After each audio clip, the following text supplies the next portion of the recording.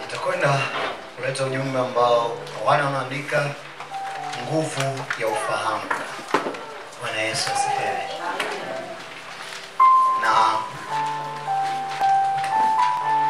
Na mstari ama maandiko yanayotuongoza ni kutoka kwenye ile Yohana 17 na ule mstari wa 3. Bwana Yesu asifiwe.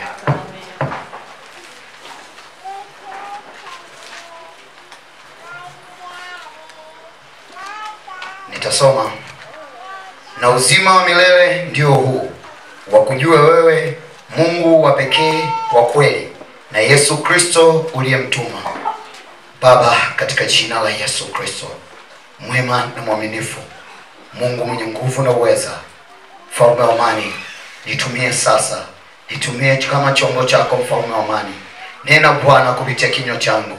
Sema na mama huyu, sema na baba huyu, sema na binti na kijana huyu, sema na mtoto huyu Mfalme wa amani.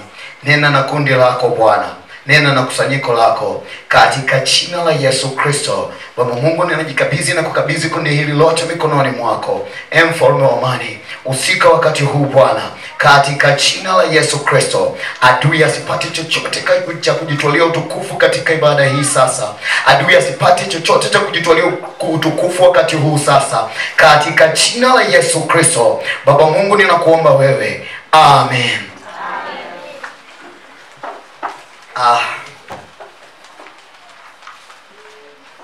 Anze hapa.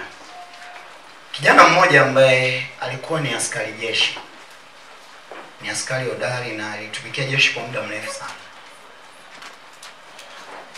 na amekuwa akitoka nje kwenda kulinda, akitumika kwenda kulinda amani nchi nyingine, nchi zote ambazo unajua kama mnavyofahamu kuna wale askari wanaotoka kwa ajili ya kwenda kulinda amani sehemu fulani, wanajeshi. Ndio kijana huyu alikuwa ni ametumika mara nyingi sana na alikuwa na muda mrefu sana katika jeshi. Wakati fulani akiwa likizo, akiwa ameketi na familia yake, baki akamuuliza kitu. Akamwambia, mwanangu, kwa muda mrefu umetumika katika jeshi, lakini una elimu nzuri, lakini pia wewe mwanangu ni shujaa na hodari sana, na mara nyingi umekuwa ukinipa shuhuda tofauti tofauti jinsi ulivyofanya wakati umetoka nchi na kwenda huko katika kupigana. Kwa nini upandi cheo? Kwa nini upati cheo? Yule kijana akamjibu baba yake jibu hili rahisi sana. Akamwambia, katika jeshi sio swala wewe ni nani, ila ni swala unamjua nani. Halafu kijana akainuka mezani akaenda chumbani. Hakutaka kusubiri kujua baba yake atasema nini. Kwa mawazo wa kijana, pengine baba yake alikuwa ajui. Baba yake alikuwa na mawazo zaidi, akijua kabisa katika maisha haya ya kawaida yanategemeana sana juu ya vitu viwili: unamjua nani na unajua nini. Halo? Ndivyo ilivyo maisha yetu haya ya kawaida yote, yanategemea unamjua nani na unajua nini. Kama hauna mtu unaomjua, kupata baadhi ya vitu kwenye maisha yako inaweza ikawa ni ngumu sana. Ama kuifikia ile ndoto yako unaweza ukatumia nguvu nyingi sana, kwa sababu hauna mtu unafanyaje. Nimejifunza kitu kwa mhubiri mchungaji Shango wakati anahubiri ibada ya asubuhi. Alisema hata ajira aliyoipata itegemeana na connection ya mtu fulani. Kwa hiyo kwenye maisha unahitaji watu, na hata Mungu anakuahidi kukubariki. Anasema katika Isaya kwamba nitatoa watu kwa ajili ya maisha yako, alafu na kabila za watu. Halo? Kwa hiyo Mungu atakupa mtu ambaye amebeba neema yako. Chochote unachokihitaji, lolote unalohitaji limefichwa kwa mtu. Muhimu kujua mtu aliyopo mbele yako au watu ambao Mungu kakukutanisha nao unapaswa kuwatumiaje. Halo? Natamani nikasema maisha yanategemea sana unamjua nani. Lakini kuwa una watu wengi ambao unaweza ukawa na wanasheria, unaweza ukawa na polisi, unaweza ukawa umezungukwa na kila sampuli ya watu, lakini ikiwa hauna unachokijua, watu hao hawatakuwa na maana kwako. Kwa sababu watawezaje kukusaidia kwa sababu huna unachofanyaje? Huna unachokijua. Na maana nikasema maisha yanategemea sana vitu viwili. Unamjua nani na unajua nini. Hali hiyo ni ya binadamu tu wa kawaida. Ndivyo ilivyo kwenye swala ama kwenye ulimwengu wa roho. Inategemeana sana unamjua Mungu kwa kiasi gani. Ili uweze kufikia hatima zako, ili uweze kufikia mipango yako, kufanikisha ndoto zako, itategemeana sana wewe na huyu Mungu na mahusiano ya namna gani. Na ndio maana Yohana 17:3 anasema, na uzima wa milele ndio huu, wa kujua wewe Mungu wa pekee wa kweli na Yesu Kristo uliyemtuma. Mara zote ninasema Mungu ni wa kweli. Kwa nini sio wa ukweli? Halo? Kuna tofauti kubwa sana kati ya ukweli na kweli. Ukweli unaongozwa na milango mitano ya fahamu. Unaona nini? Unasikia nini? Unanusa, unaonja nini, unahisi nini? Huu ni ukweli. Ukweli ni huu. Labda nianzie hapa kanisa. Ukweli mimi ni mtu mkubwa sana. Huu ni ukweli. Nina gari la gharama sana. Nina nyumba nzuri. Huu ni ukweli eh? Jamani, si mnanijua maisha yangu ni mimi namiliki nyumba? Halo? Amen. Mimi nina gari. Naona ngoja nimpointe tu. Chavala, mimi ninalo gari? Hapana. Mimi nina nyumba. Sasa kweli ni hii. Hiki ninachokizungumza ni kweli na sio nini? Ukweli. Siku zote ukweli unakinzana sana na kweli. Yaani ukweli nimesema unaongozwa kwa kile unachofanyaje? Unachokiona. Ninachokizungumza ni kweli. Ni kweli mimi ni mtu mkuu ajaye. Andika tu hata kwenye diary yako tarehe ya leo na siku nabii huu. Ni mmoja kati ya watu wakubwa wajaye kwa kuandikwa. Halo? Sasa Yesu alikuwa na maana gani akati anasema mstari huu? Ama akati anasema kwamba wakujua wewe Mungu wa mbinguni? Ni hivi. Kumjua Mungu si swala ya maarifa ya kichwani. Uhusiano, bali ni uhusiano wa karibu wa kiroho. Ni mahusiano ya karibu ya kiroho. Kumtii Mungu, kumpenda Mungu na kuishi kulingana na mapenzi yake. Si maarifa ya kichwani.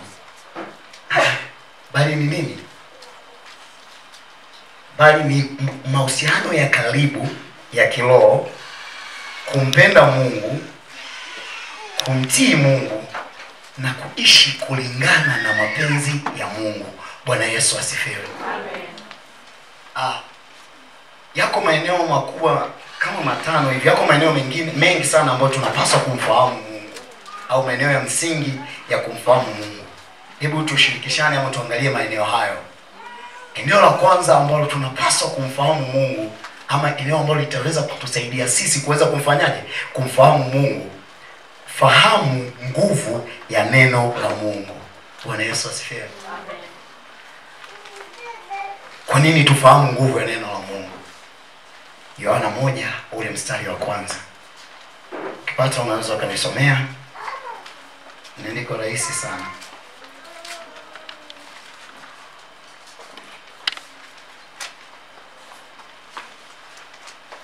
Aliyepata hiyo Yohana anaweza akasoma. Alafu mwingine kwa muda wako, lakini hiyo sitoisoma hapa. Methali 4:20 na hadi ule mstari wa 24. Alafu Matendo ya Mitume 16 mstari wa 18. Ila haya mengine unaweza kusoma. Mtu mmoja tu anasomea hiyo Zaburi ya 91, 14 na 15. Ndio.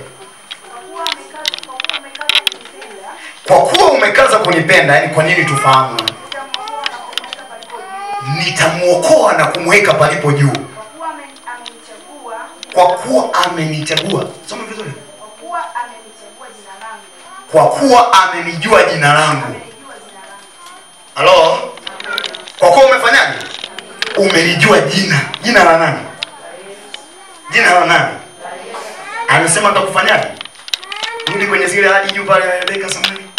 Nitamuokoa na kumweka pale. Aha, atakuokoa. Sote ni matokeo ya kuokolewa na Yesu. Si ndio? Kwa sababu tumelijua jina la nani? Jina la Yesu. Ataniita nami nitamwitikia. Utamwita na yeye atafanyaje? Atakuitikia. Utamwita kwa jina gani? Kwa jina la Yesu. Kwa hiyo kuna chochote unachokihitaji, wakati wowote unahitaji, unaweza kukete. Chochote unachokihitaji Mungu atakifanya utapoita kwa jina la nani? Jina la Yesu. Anasema kwenye Yohana kwamba lolote mtakaloomba kwa jina langu, lolote. Nini? Lolote mtakaloomba kwa jina la nani? La Yesu. Atalifanyaje? Atalifanya. Baba atalifanya ili atukuzwe. Halo? Kumbe lolote. Kuna aina fulani ya vitu ambavyo amesema tusiombe. Kwa hiyo chochote unachokihitaji utakapotumia jina la Yesu umepata, iwe ni afya, iwe ndoa, iwe chochote utakachotumia jina la Yesu umefanyaje? Umepata. Sasa tupewe nini jamani? Anaiona pepo. Ukichomwa na mwiba wewe, yani mwiba ukakuchoma afu ukautoa ule mwiba ukautupa mbali au ukauangamiza ukaufukia mahali, umeipata nini? Umeipata pepo. Haya ni matendo, si ndio? Yaani watu hawa wanaongozwa na matendo ya nini? Ya mwilini. Kuna aina fulani ya kipindi fulani wakifikaga, yani ukimgusa, yani wakati huo jamaa, yani ukimgusa tu yeye yuko kwenye nini? Hawezi hata kukupiga.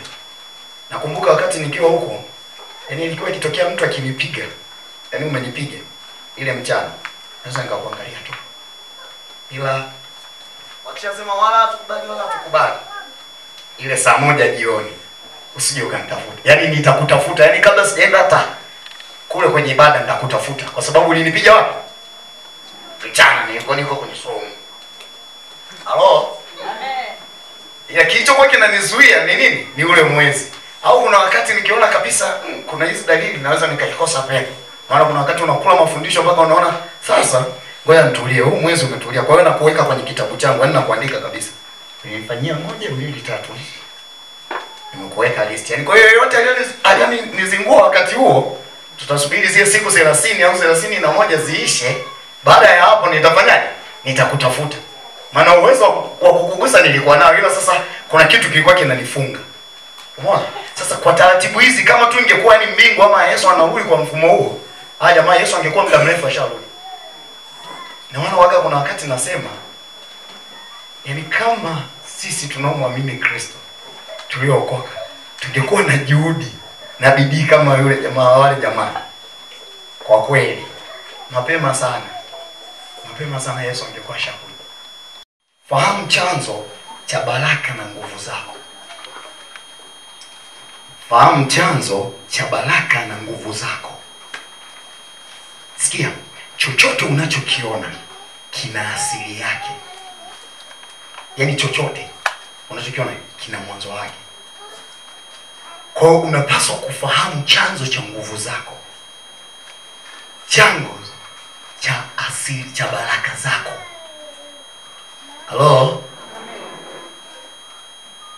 Nikiwa mahali fulani, kuna watu waliniambia, "Kinga jamani, baizeni kwanza sikuwa mchungaji. Nilikuwa tu muinjilisti wa kawaida. Nilikuwa kwenye ibada ya vijana, akasema, "Wewe ni mwalimu." Mimi ni mwalimu, yani naweza nikafundisha. Tena wewe ni mwalimu mzuri. Sijajua wao walisema. Sasa nilitafakari sana, yani kwa nini mimi niitwe mwalimu?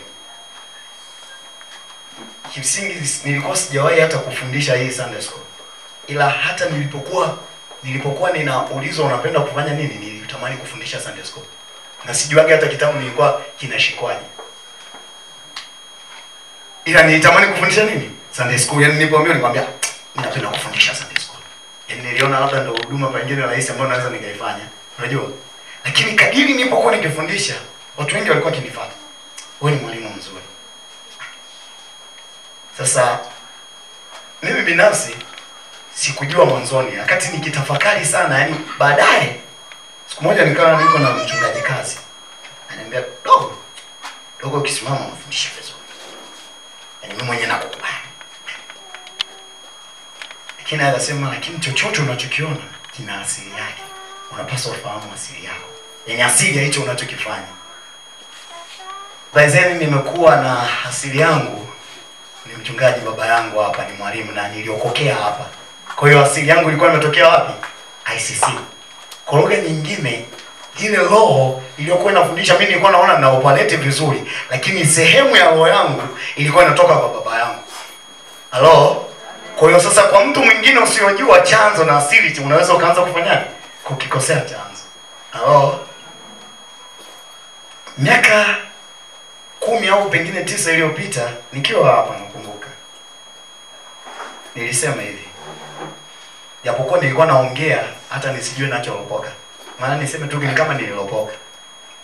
Halo? Nilisema kwenye madhabahu hii nitatumika. Ndio mama?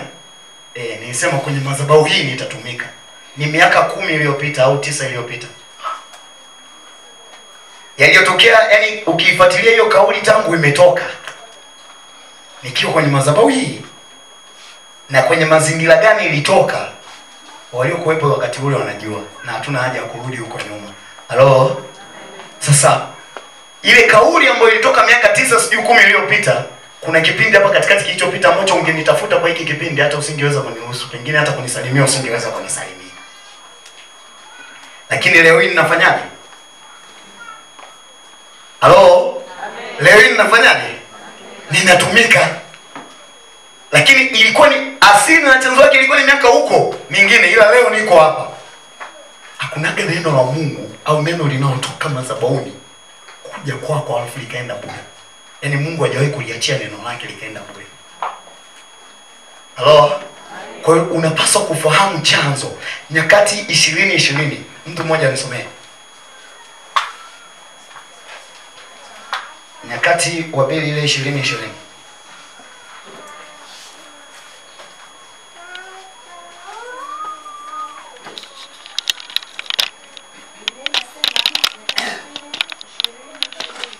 Wakaamka asubuhi na mapema.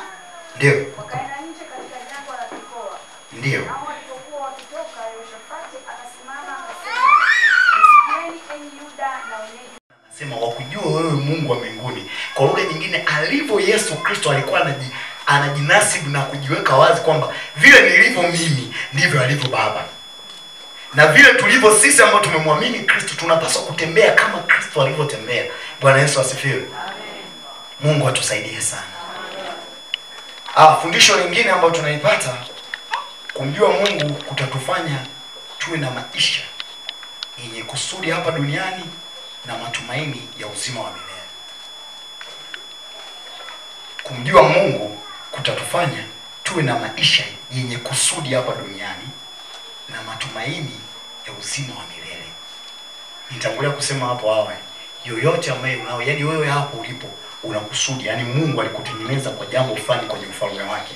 Yani Mungu mimi akunitoa huko alikonitoa, alafu akanileta tu hapa nikakaa, yani ili tu nikae niwe nimekaa. Hapana, ninalo kusudi la kufanya, ninao wajibu wa kufanya kwenye ufalme wa Mungu. Kwa hiyo yoyote unayemuona, Mungu hajawahi kufanya hamna kitu, au hajawahi kuumba mtu kwa bahati mbaya. Chochote unachokiona kipo kwa kusudi. Hivyo, yani umetaka hujataka. Halo? Si wengine ni wasaidizi wa wale maono walionayo. Yani sisi wote na watendakazi wengine wote tunasaidia, lakini nabii wa ICC ni mchungaji nani? Tini. Anasema waaminini manabii wake alafu mtafanyaje? Mtafanikiwa. Nilikuwa najiuliza kwa nini mafanikio yamefichwa kwa wale watu wanaoongoza. Kama tukijua baraka zetu, chanzo cha baraka zetu, hatutakuwa tunagombana hata kwenye michango. Yaani michango sijui ya idara, sijui ya sikukuu hizo, tutakuwa hatugombani. Kwa kazi ya Mungu, bali utakuwa mfanyaji wa kazi ya Mungu. Na ukitegemea siku ya mwisho utavikwa nini? Taji kutokana na nini? Na ujira wako. Halo? Bwana Yesu asifiwe. Amen. Lakini pia uishi ukiwa na tumaini la uzima wa nini? Wa milele. Sote hapa tulipo hapa tunao tumaini ya kwamba tutamuona Yesu atakapokuja. Tutamuona Yesu wapi? Mawinguni. Tutapana yeye, tutaenda kukaa paradiso, tutaenda kwenye ule nchi ya ahadi itaposhuka ile Yerusalemu mpya, tunaamini tutatawala. Kwa nini tunalo tumaini? Kwa sababu kuna nchi mpya inakuja. Kuna utawala wa kimungu wa miaka 1000 ambao unakuja. Hili ni tumaini ambalo tulionalo. Lakini haya yote tutayajua kanisa tunapaswa tujue kama tutamjua Mungu, kama tutatia ufahamu wetu katika kumjua nani? Katika kumjua Mungu. Bwana Yesu asifiwe. Amen. Jambo lingine, na hili litakuwa la mwisho kwa sasa. Kanisa liliitwa si tu kufundisha dini, bali kujenga ushirika wa kweli na Mungu, ushirika wa kweli na Mungu unaozaa maisha matakatifu, upendo, nguvu ya kiroho na matumaini ya milele.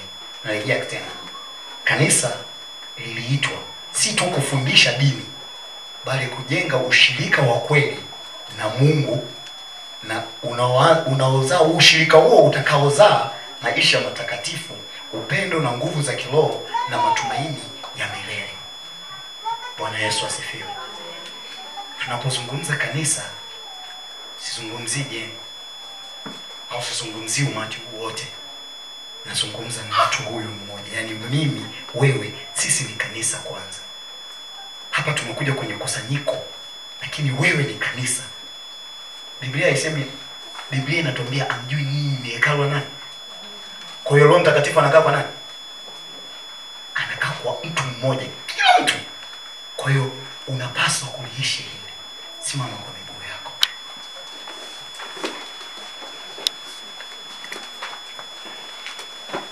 Tumeitwa si kufundisha dini, ni kujenga ushirika wa kweli na Mungu ambao utatusaidia kuishi maisha matakatifu, ambao utatusaidia kuishi katika upendo, utatusaidia kupata nguvu za kiroho. Rejea sala hii pamoja nami. Sema, Bwana Yesu, umesema nami leo juu ya habari ya nguvu ya ufahamu.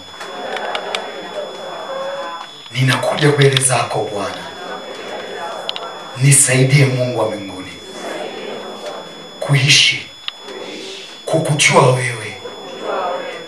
wewe Mungu wa mbinguni, kumjua Yesu Kristo uliyemtuma.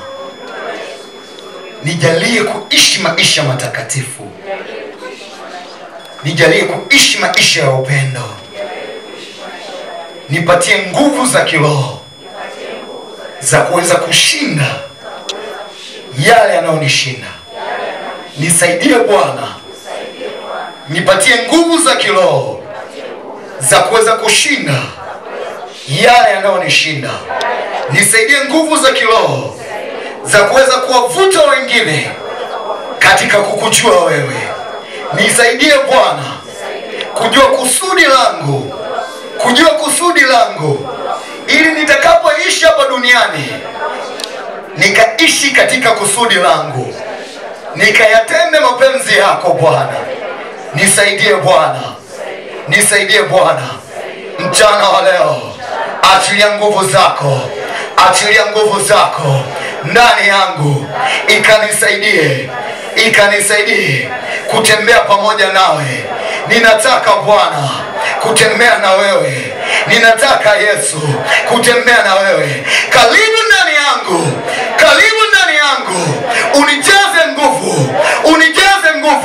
unijaze nguvu, nikapate kushinda yale yanayonishinda katika jina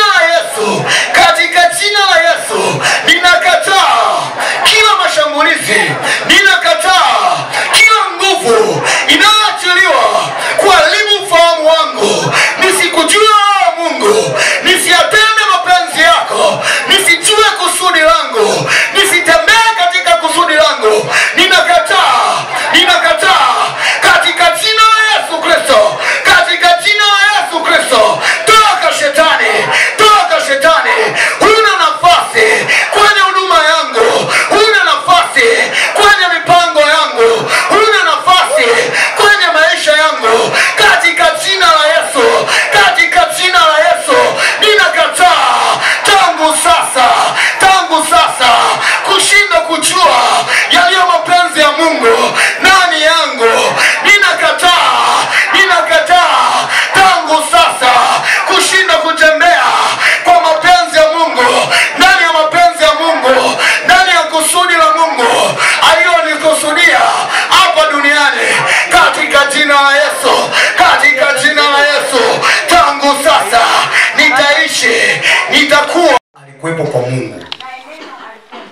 naye neno alikuwa ni nani?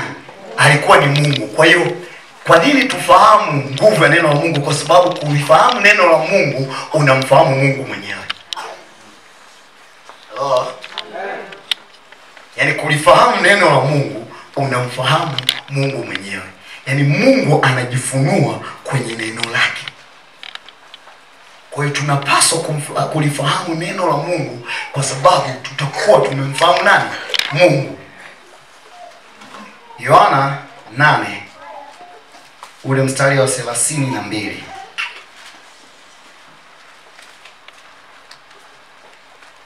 Nitasoma hiyo Yohana 8 mstari wa 32. Tena mtaifahamu kweli, nayo hiyo kweli itawaweka huru. Bwana asifiwe. Tena mtaifahamu kweli, nayo kweli itawaweka huru. Sikiliza, siku zote kweli ni kile Mungu anachosema, sio watu wanachosema. Na ndio maana nilianza hapa nikana mtania rafiki yangu Chavala, nikana nasema mimi nina nyumba, mimi nina gari. Kile ninachokisema unaweza mtu kaanza kukipinga kwa sababu ni nini? Ni ukweli ambao wanazungumza watu.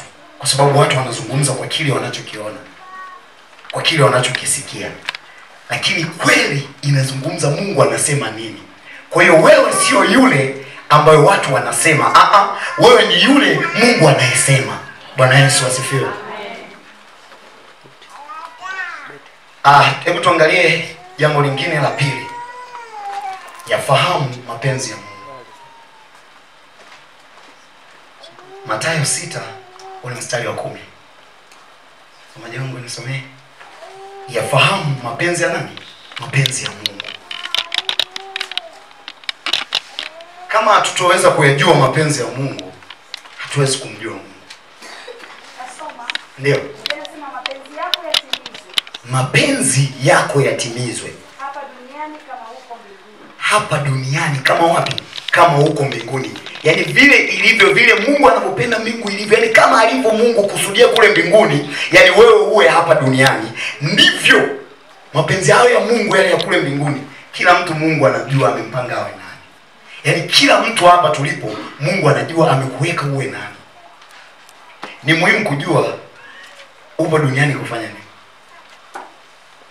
Ni muhimu sana kujua wewe ni nani katika hii dunia. Ukijua wewe ni nani, utatembea kwenye mapenzi ya Mungu. Babangu amekuwa akinifundisha kitu kimoja. Akaniambia ya kwamba kuna mtu ambaye anaisaidia kazi ya Mungu. Alafu kuna mtu ambaye anaifanya kazi ya Mungu. Mara zote msaidizi wa Mungu, msaidizi siku zote tunajua msaidizi waga analipwa ujira. Msaidizi huwa analipwa nini? Posho. Ila yule aliyeajiriwa analipwa ujira wake. Kwa hiyo unaweza ukajikuta kwa muda mrefu unatumika sehemu, unatenda, unaisaidia kazi ya Mungu. Yaani wewe ni msaidizi, unaisaidia kazi ya nini? Ya Mungu. Badala ya kutenda mapenzi ya Mungu au kuifanya kazi. Hatuna maana yaani uzima wa milele utaupata baada ya kufa tu. Tunazungumzia yale mahusiano yako na ukaribu wako na Mungu.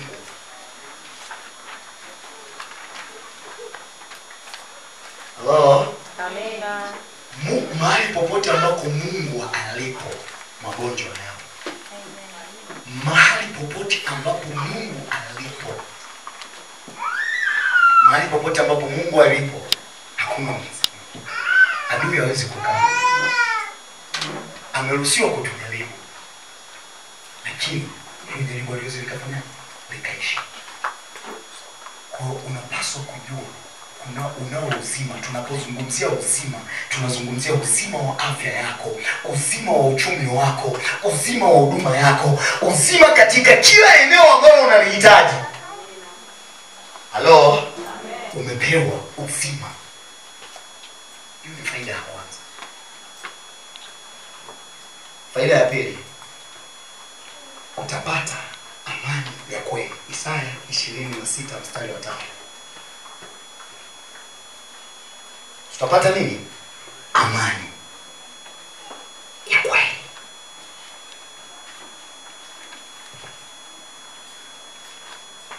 Isaya 26 mstari wa 3. Nasema utamlinda yeye ambaye moyo wake umekutegemea.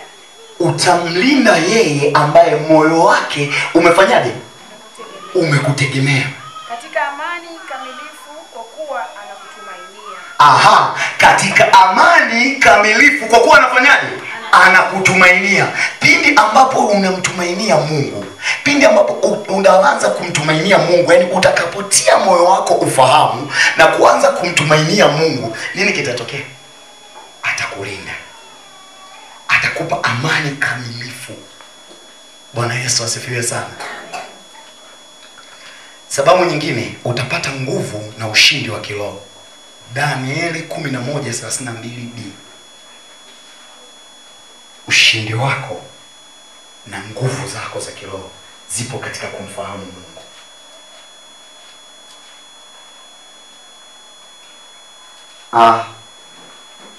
Twende sababu nyingine ya 4. Utapata baraka za kiroho na kimwili. Ile Hosea 4:6, nisomee hiyo. Utapata baraka za kiroho na nini? Na kimwili. Hosea 4:6. Ndio. Watu wangu wanaangamizwa kwa kukosa maarifa. Sikia, watu wangu wanafanyaje? Wanaangamizwa kwa kukosa nini? Maarifa. Kwa kukosa maarifa.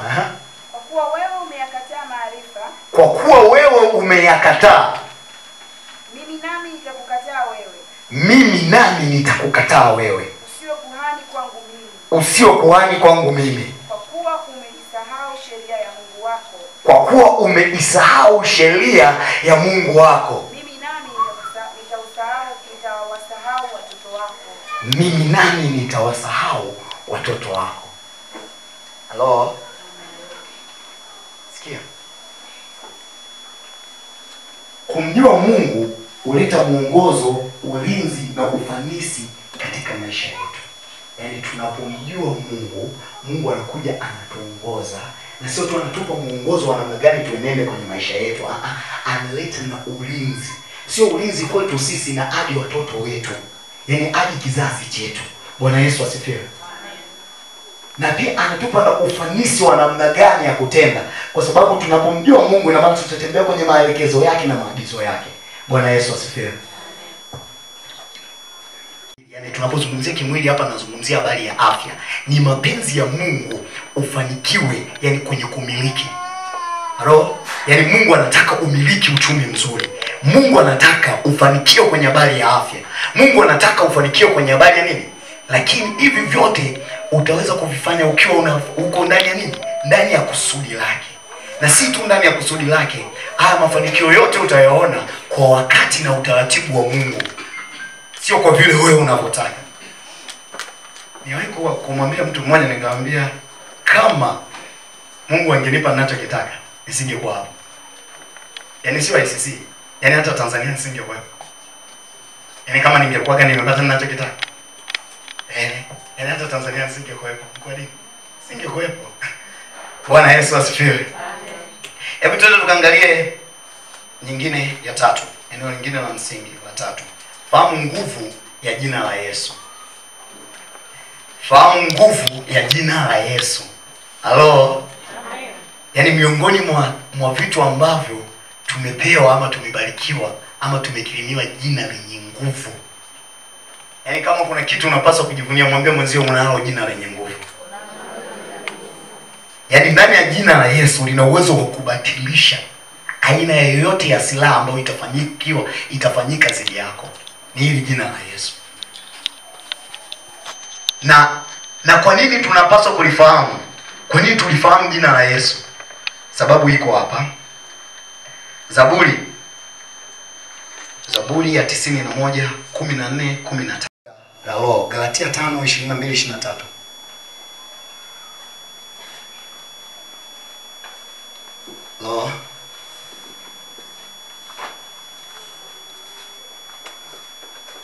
Galatia 5:22-23. Biblia inasema, kwa maana imeandikwa ya kuwa Ibrahimu alikuwa na wana wawili, mmoja kwa mjakazi na mmoja kwa muungwana, lakini yule wa mjakazi alizaliwa kwa Mungu, kumjua Mungu Bwana. Wagalatia 5:22-23.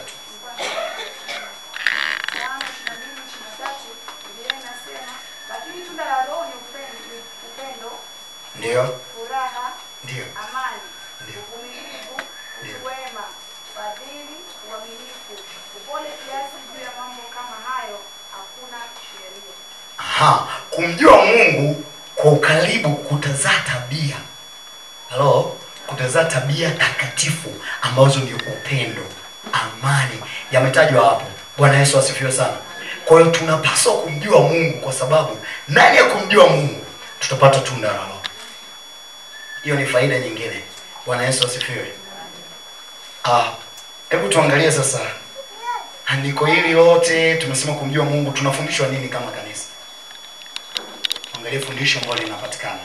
Fundisho la kwanza ambalo tunalipata hapo: uzima wa milele haupatikani kwa dini au matendo ya kidini pekee, bali kwa mahusiano hai na Mungu kupitia Yesu Kristo pekee.